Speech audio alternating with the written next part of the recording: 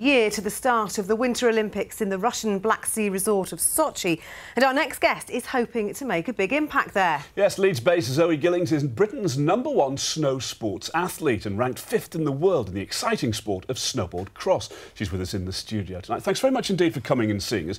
With a year to go, does it now become real? Do the preparations really kick in? Yeah, I mean, I've been preparing for this coming Olympics since basically the day after the last Olympics, so a long time. But obviously the closer it gets, the more sort of anticipation builds and start getting the sort of little flutter of nerves even this far out. So yeah, it does make it a bit more prevalent in your mind. And tell us about snowboard cross, because although people are increasingly familiar with snowboarding, they might not be entirely familiar with what your event entails. Tell us a bit about that. Snowboard cross is a bit like, if you know motocross or BMX racing, it's a bit like that on snowboards. So you've got 6 riders that race down a course at the same time, over jumps, around corners, all sorts of obstacles made out of snow. Everyone's vying for the same line around the corners and like that. Lots of passes, lots of crashes. First one to get to the bottom wins. Lots of crashes. You do have your own fair number of tumbles as well. We can just take a little look at this, shall we? Not one of your high points.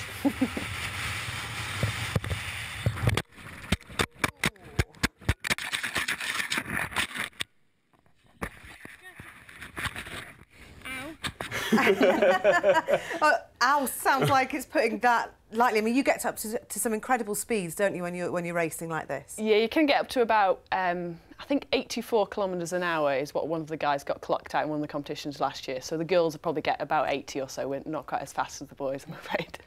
Lots being made of Sochi at the moment and the resort where the Olympics are going to be held in a year's time. But you're actually going there very soon to do a test for your actual event. Yeah, we've got a World Cup event there next week, so I leave on Saturday to go compete. So that's our Olympic test event, as it's called. So we'll get to ride a course that's not exactly the same, but very similar to what the Olympic course will be like.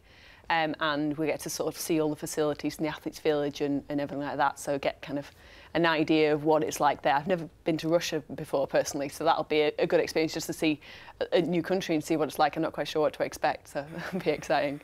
We have plenty of snow recently, as we all know, but I mean, is it tricky to be based here in Leeds and have this kind of training that you need to do to be the top of your event? Yeah, obviously people in Britain have a disadvantage because we can't train at home on the snow, such as Swiss girls can walk out the door and maybe drive for an hour or so, and they're up a mountain they can go training at. So being British is a bit of a disadvantage there, but it adds an extra aspect to it. You travel to train as well as to compete. So I'm based in Leeds for my fitness training that I do mostly over the summer, and then sort of the odd bit maintaining over the winter as well. I imagine it's a fantastic buzz. I mean, the adrenaline rush you must get taking part in this kind of event is phenomenal, surely. It is enormous, yeah. I was talking to someone about it the other day.